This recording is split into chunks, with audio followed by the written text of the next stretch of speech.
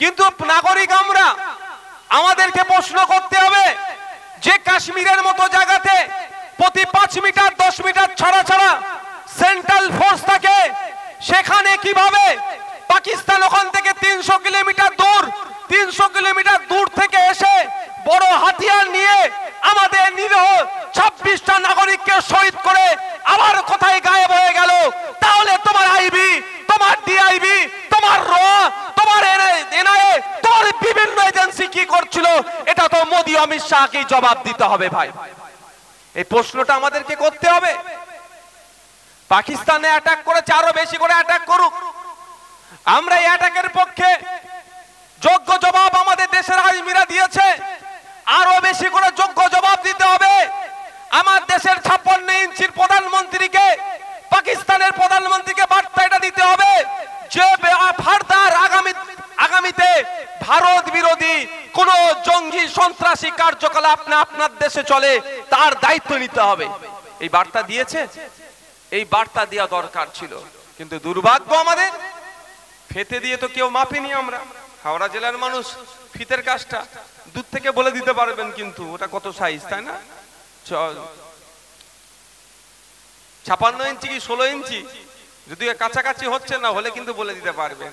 সন্দেহ আছে আমার, এই 56 ইঞ্চি করে তো, বা 156 ইঞ্চি হলেও কাজ হবে না যদি লড়াকু মানসিকতা না থাকে।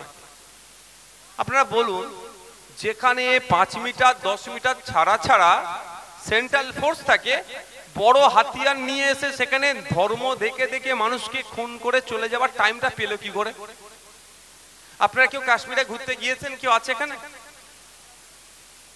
কেউ জাননি? যারা, যদি কেউ আপনার রিলেটিভ গিয়ে থাকে জিজ্ঞাসা করবে। আরে বাচ্চাদের খেলনার পিস্তল হয় না, ও নিয়ে আপনি ঘুরতে পারবেন না। আর এই 47 M5 হ্যানত্যান যেগুলো যা আছে, এই ধরনের বড় অস্ত্র তো দূরের কথা। আমাদের রাজ্যের 3 জন শহীদকে খুন করেছে। একজনকে নিয়ে শুভেন্দু বাবু খুব হইহই করেছে, দেখেছেন? আরো 2 জন, একজনের বাড়ি হচ্ছে পুরুলিয়াতে, আর একজন কলকাতার শখের বাজারে। তো কলকাতার শখের বাজারে যিনি ছিলেন, যার বাড়ি, তার ফ্যামিলির সাথে আমি গিয়ে কথা বলেছি, আমি আলোচনা করেছি, সত্যিটা জানতে চেয়েছি। হ্যাঁ, একদম আমি বলছি সত্য কথা, ধর্ম দেখে দেখে কিন্তু খুন করেছে, এটা একদম সত্য কথা। কারণ ওই ভদ্র মহিলা ওখানে ছিলেন, ওনার যার স্বামীকে খুন করেছে, আমি তার বাড়ি গিয়েছিলাম। আমি জানতে চেয়েছিলাম যে সঠিক কথাটা কি একটু জানতে হবে আমাকে, সঠিক কথা বলুন। উনি আমাকে বলেছেন যে হ্যাঁ, ধর্ম জিজ্ঞাসা করে মেরেছে। এবার বলুন, 26 জনকে খুন করেছে, ধর্ম জিজ্ঞাসা করে মারতে কম করে একজনকে 1 মিনিট টাইম লেগেছে। তো তাহলে ওই সময় সেন্ট্রাল ফোর্স আসলো না কেন?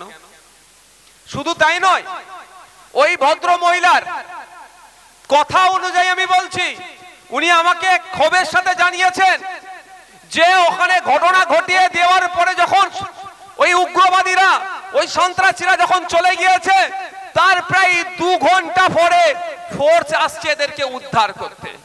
তাহলে প্রশ্ন থেকে যাচ্ছে, 2 ঘন্টা হয় ফোর্সকে আসতে দেয়নি, না হলে এই ফোর্সের কাছে খবর পাঠায়নি। যাদের দায়িত্ব খবর পাঠানো, যাদের দায়িত্ব ফোর্স কোথায় থাকবে না থাকবে, তারা কি করছিল, তাদের গতিবিধি নিয়ে কিন্তু সন্দেহ থেকে যাচ্ছে। যেমন আমরা দাবি করছি যে সন্ত্রাসবাদীগুলো এসে আমাদের দেশের শান্তপ্রিয় নাগরিকগুলোকে খুন করে চলে গেল, ওদেরকে খুঁজে বার করতে হবে। সে পাকিস্তানে থাকুক, আফগানিস্তানে থাকুক, আর ট্যাম্পের কোলে উঠে বসে থাকুক না কেন, দেখার দরকার নাই। তাদেরকে খুঁজে বার করে দেশের মাটিতে নিয়ে এসে দেশের আইন অনুযায়ী বিচার হবে। ফাস্ট ট্র্যাক কোর্টের মাধ্যমে বিচার করে 6 মাসের মধ্যে ওদের ফাঁসির ব্যবস্থা করতে হবে। এ দাবি আমরা যেমন তুলছি, সাথে সাথে এটাও বলতে হবে, কাদের গাফলতির জন্য পাকিস্তান বর্ডার 300 কিলোমিটার দূর থেকে অত বড় হাতিয়ার নিয়ে এসে আমাদের নাগরিককে খুন করলো, তাদের বিরুদ্ধে আইনত ব্যবস্থা নিতে হবে। এটা দেশকে প্রশ্ন করতে হবে মোদি অমিত শাহকে, দেশের মানুষকে বলতে হবে, মোদি অমিত শাহর প্রতি প্রেসার তৈরি করতে হবে। কেন তো দায়িত্ব ভাই যাদের, বলুন এখানে এই যে আছে, আপনারা শান্তিপ্রিয় ভাবে একটা বক্তব্য শুনছেন, এখানে কেউ যদি এসে হামলা চালায়, প্রথম দোষ কারা হবে? প্রশাসনের। আমরা এখানে প্রোগ্রাম করব, প্রশাসনকে আমরা ইন্টিমেশন দিয়েছি যে আপনি প্রশাসনিক প্রধান এলাকার, যাতে শান্তিপূর্ণভাবে এই প্রোগ্রাম হয় তার দেখার দায়িত্ব আপনার, তাই তো? তাই আমার আর চিন্তা নেই, আমি দায়িত্ব প্রশাসনের। এরপরে যদি হামলা হয় দায়ভার কার হবে? প্রশাসনের। তার দায়িত্ব ওনার কাছে ছিল। তো ওখানে দায়িত্ব হচ্ছে নিরাপত্তায় রাখার জন্য কম বেশি 12 লক্ষ ওখানে সেনা আছে, বুঝতে পেরেছেন? সারা পৃথিবীর মধ্যে সব থেকে বেশি সেনা যদি কোনো জায়গায় থাকে সেই জায়গাটার নাম হচ্ছে কাশ্মীর। তাহলে ওখানে দায়িত্ব দিয়ে আছে শান্তি রাখার জন্য, বিভিন্ন লেয়ারের সিকিউরিটি আছে।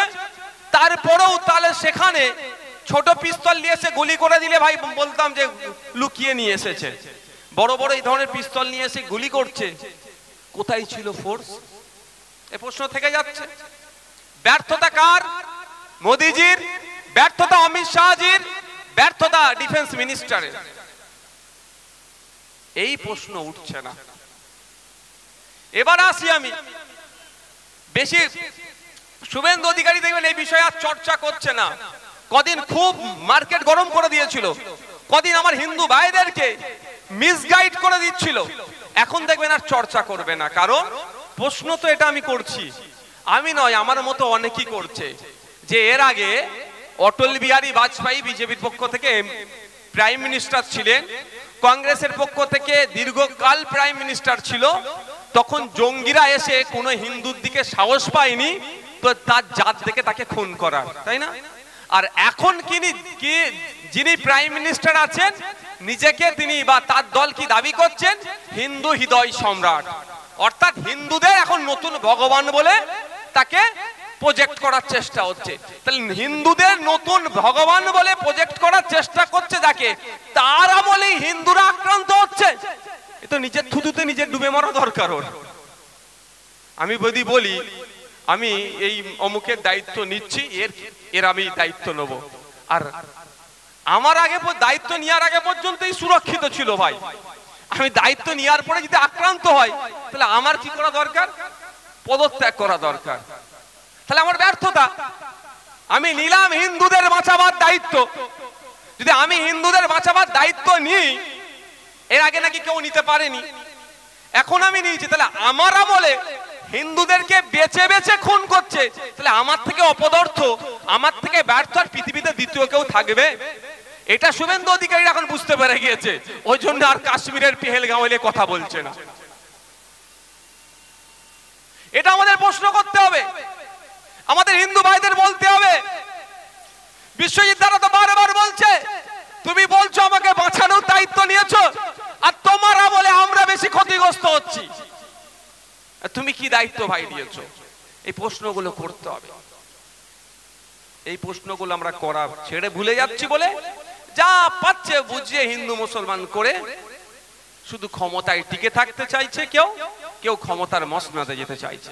তাই বন্ধুগণ, আমাদের এখান থেকে আজকে আওয়াজ আমরা